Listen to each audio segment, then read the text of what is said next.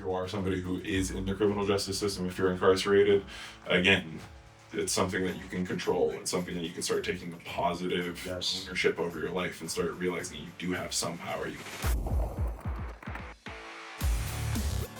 Welcome to Criminal Injustice, the podcast that pulls back the curtain on America's broken legal system.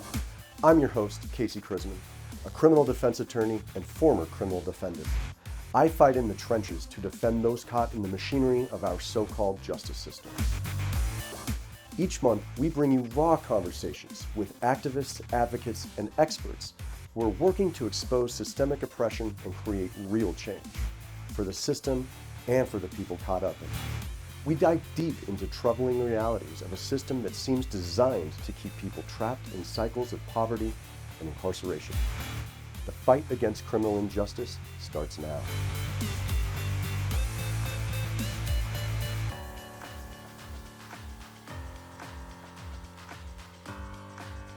Today is episode 1, and I'm excited to embark on this podcast journey.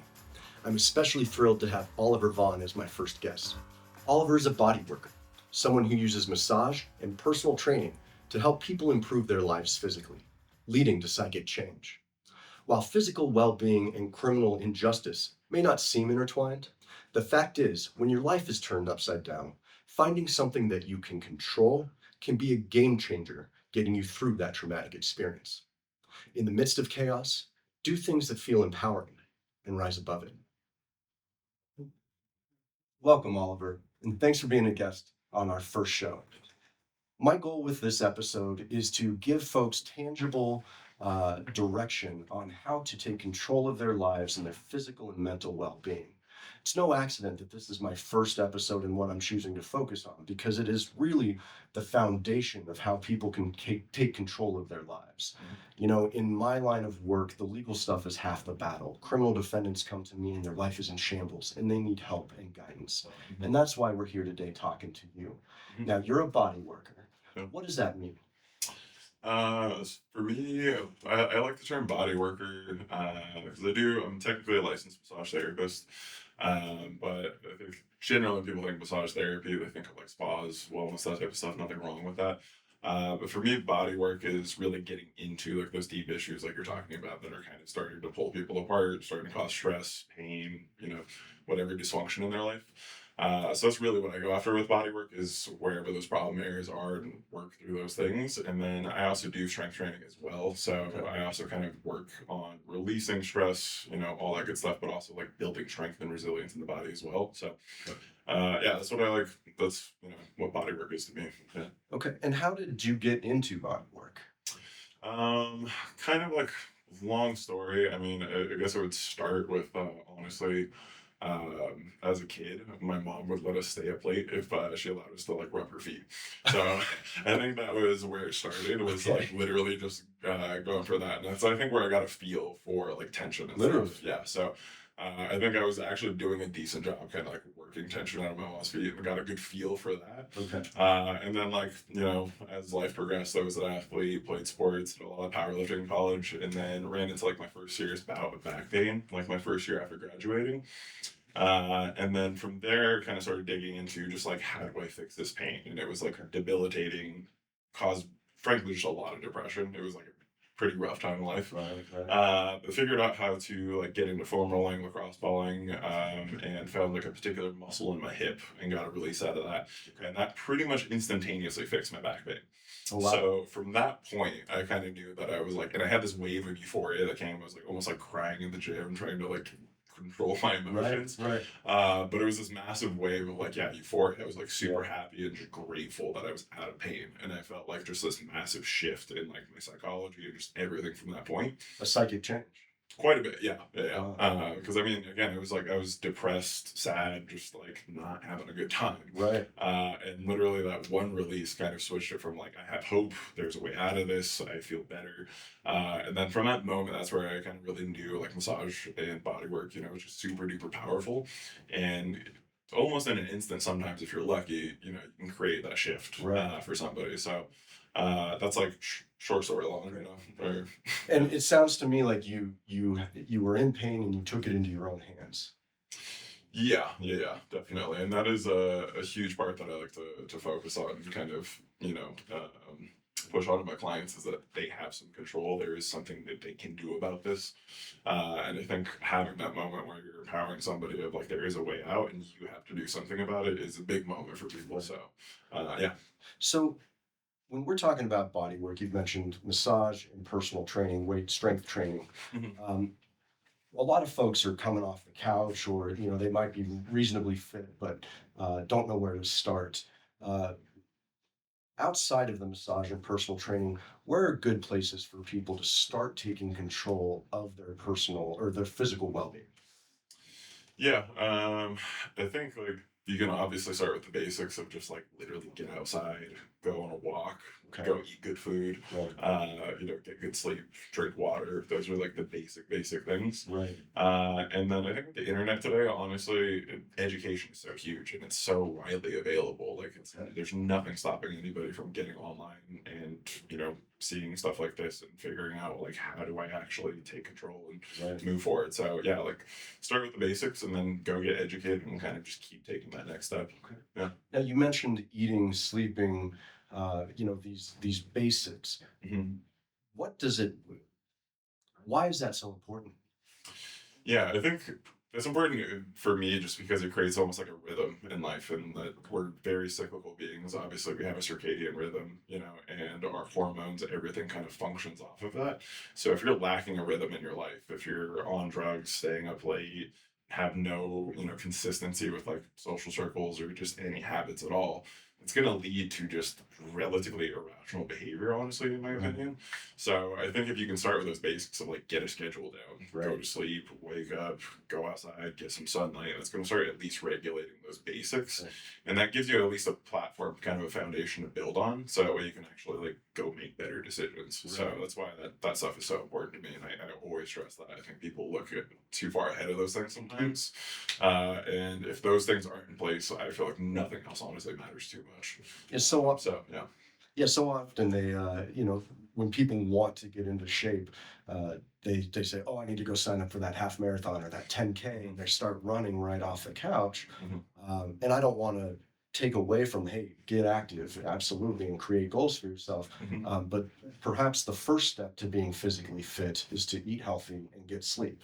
Absolutely. And those really are like the building blocks of where we recover to. So if you're in a bad spot and you're in pain, if you are just like struggling, have any depression, something like that, I bet there's something off in there that we can fix. Right. So yeah, sleep is literally just when you're rebuilding, recovering, and then food's, like building blocks to kind of get back there. So those are definitely the most foundational things. And then from there, yeah, scaling in, weights and running and, whatever else we want to do. Okay. But yeah, start with the basics. And that's something that also too anybody can do. Right. There's no barrier to entry to getting better sleep. Like those are things you can control today. Absolutely. Yeah. What about breathing? Breathing also extremely important. I am like a certified breath coach, so I've definitely done some courses in that. Okay. And I think when it comes to especially like mental change, your breath really does indicate where your head's going to be at. If I start hyperventilating, I'm going to start getting a little anxious here. Versus if I take one big breath, I'm going to kind of settle into my space, get a little bit more confident. And yeah, so I mean, breathing's definitely going to like indicate where your nervous system's going. So I think just focusing on the rate of your breathing is a big place to start. So it's a cliche when somebody's having kind of a breakdown, but it's like take a breath. But that is really where a lot of that starts when you're trying to get a shift in your nervous system. So yeah, literally take a breath, go to sleep, drink water, get some good food. Yeah. Well, and just over a year ago, so you changed my life drastically. I didn't know it, but I was a mouth breather, and my shoulders were all messed up. My back was in, it was tied in knots. Yeah. And you turned me on to a book called Breath, and I realized that my entire person exists beneath my nose and my chest, and I was breathing through my mouth the whole time. I started breathing through my nose religiously as much as possible, and my body has just relaxed 100-fold. Yeah. it really is incredible. Yeah, no, I mean, just to highlight some of the big points of that book, because I do think they're well worth noting.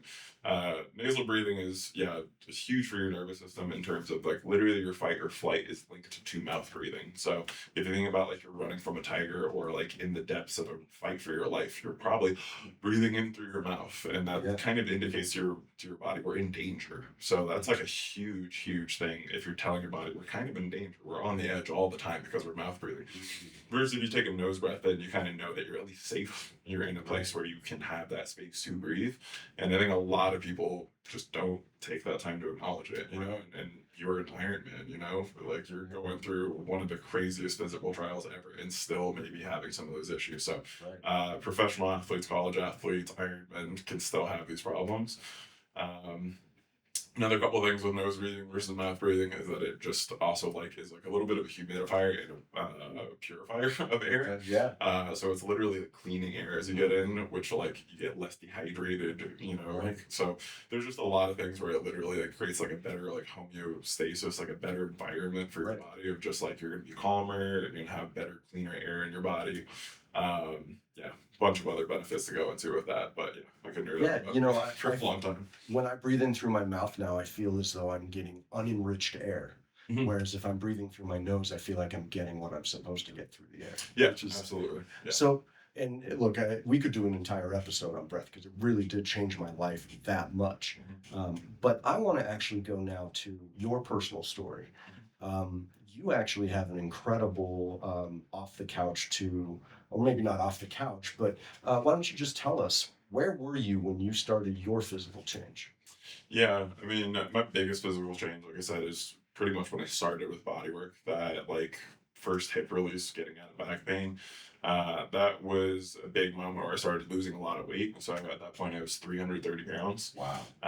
And, like you said, I wasn't necessarily stuck on the couch. I was a pretty active guy. I was powerlifting, going to the gym probably 5-6 times a week, but I was also eating 4,000 or 5,000 calories a day, probably. Once I kind of got out of back pain, that kind of opened the door for me to start realizing like how many other things that I needed to kind of address. And I knew that the weight was not helping my back at all. So I kind of took that initiative to actually start losing weight. But I think again, like the bodywork opened up that door for me where I was like just too depressed, not motivated enough to make those changes. But once I got out of pain, then I was like, oh, I could actually make changes. So might as well, start eating healthier. Like, let's get to sleep better. Let's start eating at the right times of the day. So about over the course of the next 18 months, I lost 120 pounds. So I went down from like 330 down to 210. Completely fixed my back pain, got my core strong, and then started, getting back into like running and lifting heavy and just feeling good about myself again. So that's incredible. 120 pounds. That's the determination that must take. What was that like? Maybe not just starting it, because you kind of touched on why you just started it, but you're 2 or 3 months into this endeavor. You're seeing some results, but you're still over 300 pounds. Bring me into that specific time period in your life, and what did you draw upon to keep going?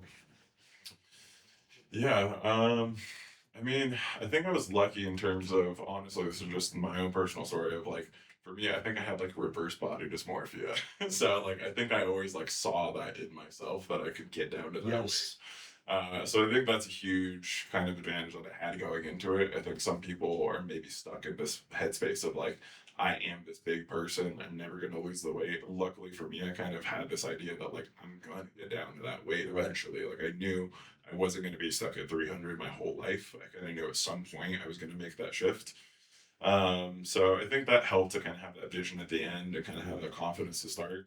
And then I was getting into the fitness world. So I was becoming a personal trainer, and I think I just had a lot of responsibility almost to my clients and people around me to like kind of walk the walk, I think I had the strength stuff down. I was a really strong guy at 300 pounds, but obviously didn't have my cardio down, didn't have my mobility down. So as I was kind of getting started in this world, that was a huge motivation to kind of like be an example for my clients. Right. And that discipline just kind of rang in my head of kind of like when you want to get a snack late at night, it's like, that like you have clients you're going to be talking to the next day. Right. And if you're a little bit more disciplined that night, it's obviously going to be better for me, but I'm going to come into work a better person, show up for my clients a little bit better. So I think I focused on that. I love external motivation, so if somebody else kind of gives me a reason to do something, that definitely helps out a lot. Just kind of like had milestones too. I think that's a big thing. It's like not thinking about it all in one task. Not thinking about I have to lose 120 pounds. I did it in like 30-pound chunks. So I just had that next number in my head of like I'm going to get down from 330 down to 300, and then that's my goal. Once I got to 300, cool, collect myself, and then move on to the next goal. So. There's a lot there, and I think what I would want to highlight is for folks who maybe do have that body dysmorphia or don't have that self-image. And when I was out of shape, and I could show you pictures of my driver's license when I was a drunk, and it was awful. I mean, I looked like I'm possessed, but I never felt like I looked like that. I always had a strong enough positive self-image that I thought I looked the way I do now. Mm-hmm. But certainly for folks who may not have that positive body image, I think that maybe taking things into chunks incrementally is maybe a great place for someone to start. Mm-hmm. Definitely. So we kind of talked about, getting off, not you specifically getting off the couch, but somebody who needs to turn their life around and just start with that. Mm-hmm. Start eating healthy, getting some sleep. What about folks who are physically active, maybe physically fit, but now they're in trouble and their life is out of control? What would you recommend for somebody like that, kind of the next level up? Gotcha. I mean, I think that's like, taking that next step out of the basics and like actually getting on a program is huge. So it's like we're joining a gym, getting into classes, getting a trainer, something like that helps. Accountability, yeah, absolutely. And again, if none of those are options for you, there's plenty of free programs on the internet. There are so many out there. So you can find those things today. You can find a program. And it doesn't need to be a lot of equipment. It could be like a body weight exercise program. But again, having accountability, having a schedule, and actually being like, I'm going to go work out on these days, that's something that you can control and something you can take wins at. And that's something only you can rely on. It doesn't have anything to do with like the criminal justice system. It doesn't have anything to do with your partner, your mom, your dad, anybody. If you can go do those like 10 sit-ups, 10 push-ups, 10 squats, and do those on the days that you're recommending, you're starting to build wins and you're starting to build some consistency. And you're starting to take control. So and you own those wins. Those are yours. Absolutely. Every time you get up at 6:30 in the morning and you get that workout in, or you get up before 6:30 and start working out at 6, whatever. The time doesn't matter. Every time you get after it, even when you don't want to, when you're done, you own that win. Yeah, and absolutely. Those build up, right? Absolutely. Now, as a lot of folks know, and as you know, I got my second DUI when I was in law school. It was right before I graduated, and I was about to take the bar exam. Great. And so, as is typically the case with crises in that of that nature. But anyway, I woke up that next day and my life was turned upside down. It was just a field of wreckage, and I had no idea how I was going to get through all of it. And so what I did is I just started putting my head down, and whether that was mentally going through the process of each day and clearing as much of that physical wreckage, actual wreckage that I caused. But then I wanted to take control of my body. I was studying for the bar exam. I'd seen people just lose all sense of health while studying for the bar exam, and I had no control over anything else. So I started running, and I don't know that I ever stopped. I ended up blowing my knee out about 8 months into the running endeavor, and that was the only thing that ever really limited me. And frankly, the long-term injury is the only thing that ever stops me now. But for me, it was, I'm caught up in the criminal injustice system. I don't know what my future is going to be, and I'm going to do this one thing that they can't take away from me. Yeah. How does that resonate with the folks you work with in your field and maybe folks who are having those types of issues? Yeah, no, I mean, I think it's a fantastic point to make, though, that there are so many things in life that we don't control, and that is fine. Like, that is how the world works. But having something that you can control does give you a lot of agency and does kind of like bring in kind of, I don't know, helps get through the day a little bit more.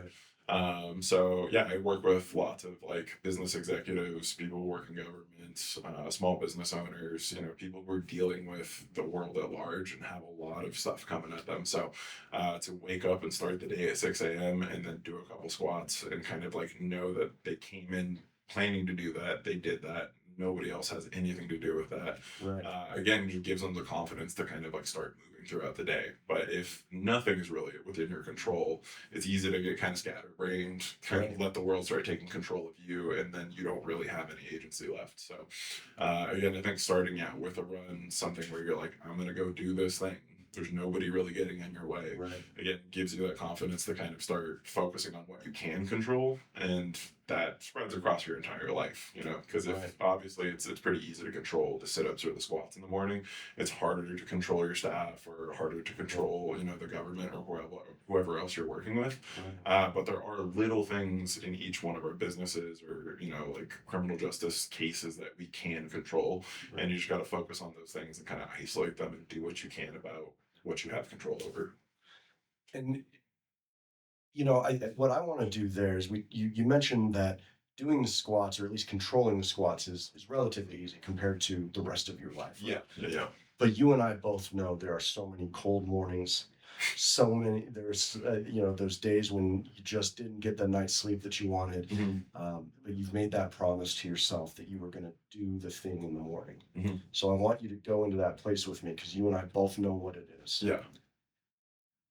So do the people listening. How do you overcome that specific gremlin in your head that doesn't want you to do the thing that you know you should? Great question. I think I often kind of go through this quote. It's one of my favorite things, is that discipline breeds motivation, not the other way around. I think a lot of people wait to be motivated. They want to have this kind of like signal from God of like, I'm going to go out and do it in the morning. And it's like, you just got to be disciplined first. And once you've actually done that thing, once you've actually gone up and made that hard decision, without any motivation, knowing that there's no immediate reward, you're just going to get up and go do the thing. The next time gets a lot easier. Right? The next time. So the first week, really, I push people to just get through it. It's going to be hard. It's going to suck. But the more times you do it, the more times you kind of have this like backbone built up to kind of go do it again. Right. So that's one of the biggest things that I tell myself, is that I need discipline before my motivation. So that discipline, I tell my early morning clients this all the time. When they come in, they're tired and they didn't sleep well or something like that. I'm like, you made your discipline gains today. Like maybe you didn't PR on your squats, but you made extra discipline gains. Right. And that's huge. The more you do that, the more you can consistently kind of go in and, any given day, whether you're not feeling well, didn't get a good night's sleep, didn't eat well, you have that discipline to go get in there. Yeah. And the more times you do that, you're motivated, because you're like, this is who I am. I do this shit. I go in and I go do hard things. But if you've never done it before, you don't have that motivation. You don't have that in the back of your head. So you got to build that first. What an incredible quote. Thank you for that. Yeah. I was going to ask you, how to overcome those barriers, how to make time to take care of yourself. But I think you just answered it, and it says start with discipline. Whether it's eating, sleeping, getting up, getting to the gym, any one of those steps seems to me it boils down to discipline. Yeah, definitely. And an easy step to actually really make that time is make the time. It sounds obvious, but schedule it, write it down. We're 10 times more likely to do things that we write down physically. So if you actually go write it in your schedule, in your Google Calendar, whatever it is, you're a lot more likely to go do it. Yes. So don't just think about it, go plan it, write it, make it real. And pack your gym bag the night before. Yeah. That stuff helps a lot. Yeah. So let's bring this all home now. Whether or not, regardless of a person's physical condition right now, if someone suddenly finds themselves wrapped up in the criminal injustice system and they need something that they can hang their hat on, what can they do concrete to start taking control of their lives? Yeah, great question. I think just to bring it back to what we've already talked about, that book Breath is a fantastic place to start. Again, that's something you can do in any given situation. No matter where you're at, you can take a couple breaths and start controlling your nervous system and start kind of getting yourself in the right state to succeed. Right. Again, if you're in that fight or flight response, that's just going to screw up all of your decision making from that point on. So I think Breath's a great book, kind of gives people a lot of breathing exercises, a lot of good scientific literature to kind of back all this stuff up. So I think that's a great place to start. Big fan of, again, like social media stuff. There's a lot of good YouTube, Instagram accounts. Some of the guys that I follow that I think like anybody can follow that provide free content. There's an account called Wealth. It's W and then health. Wealth, and the guy and his wife who made it, Andrew Dettelbach and his wife. They're one of the first kind of people that exposed me to proper core strengthening, proper hip mobility. I credit him very much for giving me a program and a schedule to start getting on a routine to actually fix my back. So he's a great resource for low back stuff. He had disc herniation that he fixed with his own technique. So if you have back pain, highly recommend going to him. Another easy place to start is Knees Over Toes guy. I think I'm a huge advocate of his stuff. Of very scalable if you're, like a baby to a grandma, any injury in between, or, Iron Man. His stuff works for everybody, and very, very accessible, very well coached. So those are just some of the simple resources that I would like to point people to. Of like, if you don't know where to start, like go check out these people, go check out the breath book, go start moving your back around, go start moving your ankles and your knees around and stuff. And just get that blood flowing. Absolutely. And I agree. I couldn't attest to that book more. It literally changed my life. I am in significantly less pain than I have been in the last 20 years because I started breathing through my nose. And keep in mind, I was already running and doing Ironmans all through my mouth. Now, because this is the Criminal Injustice Podcast, I have to ask the question, what does physical health, physical training, massage, body work, how does that lead the way in the fight against criminal injustice? Great question. Honestly, a little bit of like a meta question, but one of the big reasons I got into it was to make big impacts in the government, in criminal justice. It sounds a bit far out, but I studied political science when I was in college. I thought about becoming a lawyer, but given the way that my life was going, my opportunities, I didn't feel like that was my best path to impact the world. But then again, through my own personal experience, I realized how many other CEOs, how many judges, how many, like people working in prisons are in pain. And they're making bad decisions because they're in pain. So that's where I feel like if we can start with that, and like we actually start with like our leaders, if we can get like the president and the judges, all them to start doing mobility work, to start breathing properly, their nervous systems are going to be in a better place. They might make more empathetic decisions. So I would like to put pressure on those people first to make changes in their own life, so that way we can start making better decisions as a society. And that's where I really want to focus my efforts, is people like you, who actually have a place of this, like have some power in the criminal justice system. So yeah, I think like politicians, all them need to kind of get on this, and we'll eventually kind of like with better, healthier decisions in our own personal lives, make better, healthier decisions as a society. Because I know that's what happened for me. I was not making good decisions in my own life because I was in pain. And I think a lot of our leaders are in pain. I don't think that a lot of them take care of themselves. I've met a lot of these people and they don't have great routines. So I would really love for those people to start doing that stuff. And then again, if you are somebody who is in the criminal justice system, if you're incarcerated, again, it's something that you can control. It's something that you can start taking a positive ownership over your life and start realizing you do have some power. You might not have power over your entire situation, but you have power over your breath. Nobody's stopping that. As long as you're alive, you're breathing, and you can start with that. And then again, body weight workouts, getting outside and going through all that. So that's like how I think like health and wellness and all this stuff can actually make a big impact in the world and actually start making better, decisions as a society. And I think like particularly for the criminal justice system, we just need more empathy. And I think if we're in less pain and we're taking better care of ourselves, we actually want to do better for the people around us, and we stop getting so selfish. Because when you're in pain, I think you start thinking about just yourself and how do I get out of this situation, and you're not thinking about the person next to you. So got to remove the plank from your eyes so that you can help other folks. Yeah, absolutely. Well, this has been great, Oliver. Thank you so much for coming in. Thank you for giving us such great insight into really taking control of our lives, especially when it seems so out of reach. Yeah, really appreciate it. Yeah, thank you for having me, man. All right. Yeah.